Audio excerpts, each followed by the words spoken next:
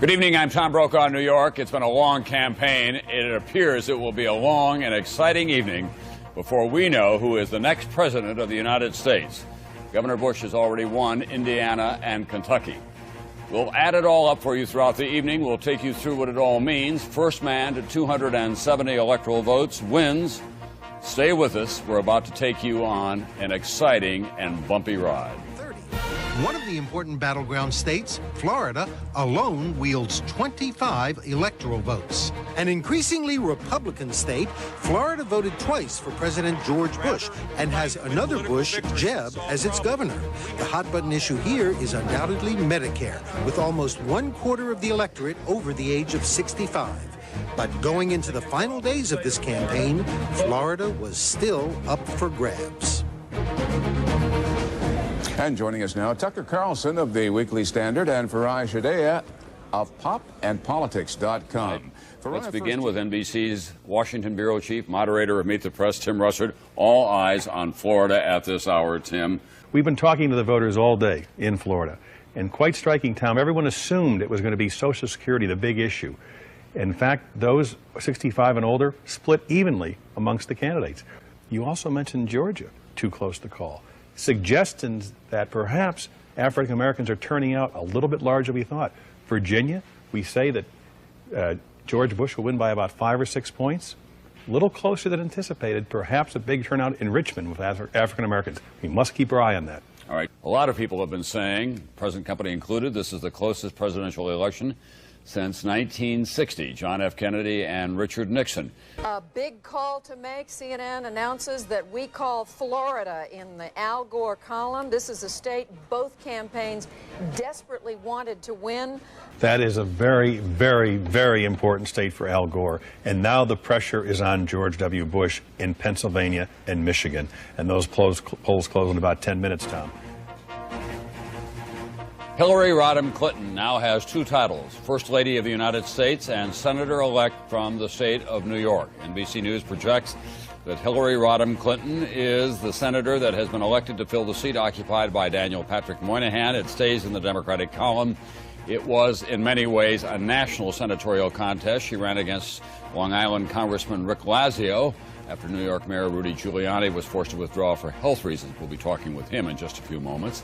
We'll be talking as well a lot tonight about Hillary Rodham Clinton and where she goes from here. Big call, Tim. Pennsylvania goes to Vice President Al Gore. NBC News is projecting that Al Gore is the winner in Pennsylvania. We're about to call the state of Ohio, and in fact, we're going to put that in the column for George W. Bush, the governor from Texas. So that's, again, a matter of some relief to those people in Austin and certainly to the governor. Arkansas, Bill Clinton's home state, he would expect to win that, but so far we haven't been able to call it. In Arizona, this is the raw vote. We're looking at close to 2/3 of the vote so far. As you can see, it's very close, 6 points separating the two. That would be a big surprise for George Bush to lose Arizona. Stand by. CNN right now is moving our earlier declaration of Florida back to the too close to call column.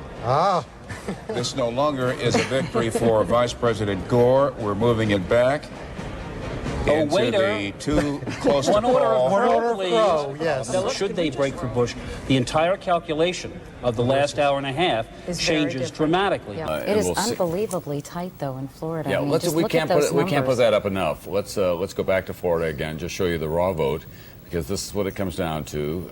The state of Florida. Now able to say the state of Arkansas is in George W. Bush's corner. The home state of President Bill Clinton and its 6 electoral votes fall to George W. Bush, giving the Texas governor an electoral vote total of 246, putting him only 24 votes away. George Bush, governor of Texas, will become the 43rd president of the United States.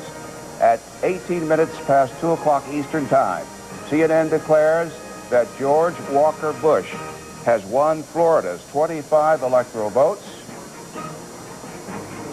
and this should put him over the top. Talking about a popular vote margin now that is closer than Nixon and Humphreys. Nixon won by about 500,000 votes, slightly larger than Kennedy's 110,000 vote margin against Richard Nixon. And I now would like to point out depending on where this 10% is coming from, that it is not inconceivable that Al Gore will have more popular votes than George Bush. Which is the opposite of what everybody was thinking going into this. Everybody was assuming that day. everybody was assuming Bush would win the popular vote, Right. but Gore might win the electoral vote. I will. Look at this in Florida. Here we are, 99% of the vote in.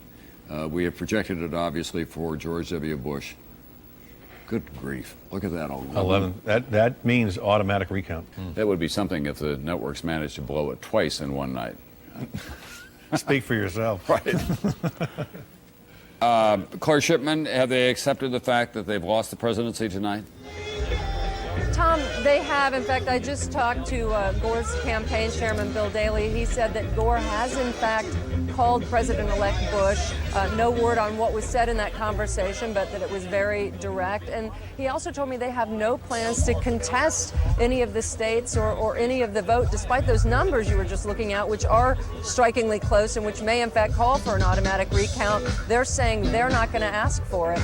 West Virginia elected a Democratic governor tonight, unseating a Republican, yet Al Gore lost a state that had voted Democratic in 8 of the last 10 presidential elections.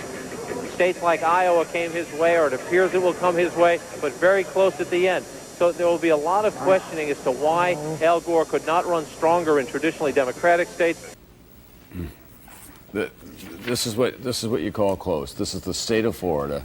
99.87% of the vote has been counted so far. The Secretary of State has Al Gore trailing the president-elect in the state that proved to be pivotal by 565 votes.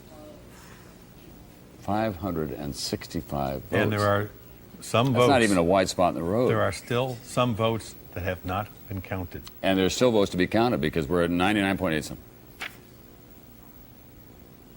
Broward and Palm Beach are the uncounted votes. What if this goes the other way? No, it's only 317. We're here. Cameras are hot.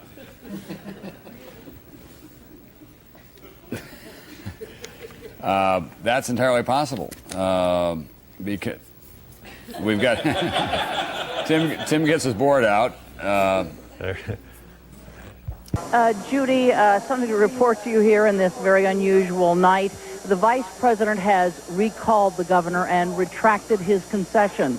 Tom, can you hear me? Yes, I can. can. I've just gotten off the phone. It is in fact true that the vice president has called to recant his concession. I'm on the phone now, on hold, with an aide to Governor Bush, trying to get more information at this point. Here's Bill Daley, who is the chairman of the vice president's campaign. Let's hear what he has to say. Let me say I've been in politics a very long time, but I don't think there's ever been a night like this one. Just an hour or so ago, the TV networks called this race for Governor Bush. It now appears that their call was premature.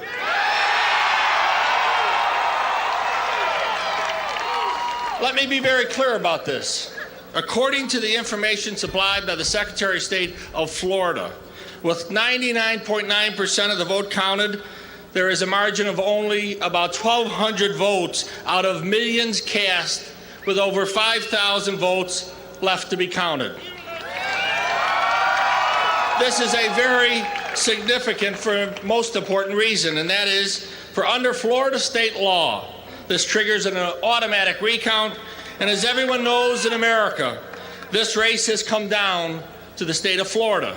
They're now saying 1,210 vote difference on the website, but it does appear that in the popular vote that Al Gore is widening his lead over the Texas governor.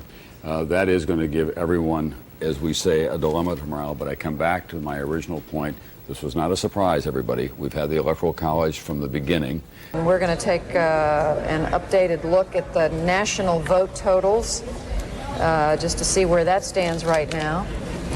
This is with 96% of the vote. He is 102,000 votes ahead right now. That's just about the alleged margin with which Kennedy defeated Nixon. You heard, however, the Attorney General, who is a Democrat and thinks that Gore will prevail, he has confidence in the automatic recall. But he said at least one recount. Did you hear that sentence? In other words, he reserved the right to go to court.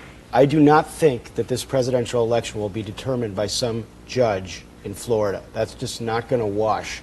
In just 2 hours at 7 o'clock, Katie and Matt will be on with the Today Show. Surprise, Tim and I will be there with coffee and bagels, getting ready to serve them breakfast to welcome them to their place, because we know that they just can't get along without us on this morning. And we'll put it all in perspective for them, Tom. It will indeed. We'll award Florida to one or the other. Who knows? Jonathan, thanks very much for being with us. Thanks, Tom. Thank all of you for this long evening. It's going to be a long day ahead.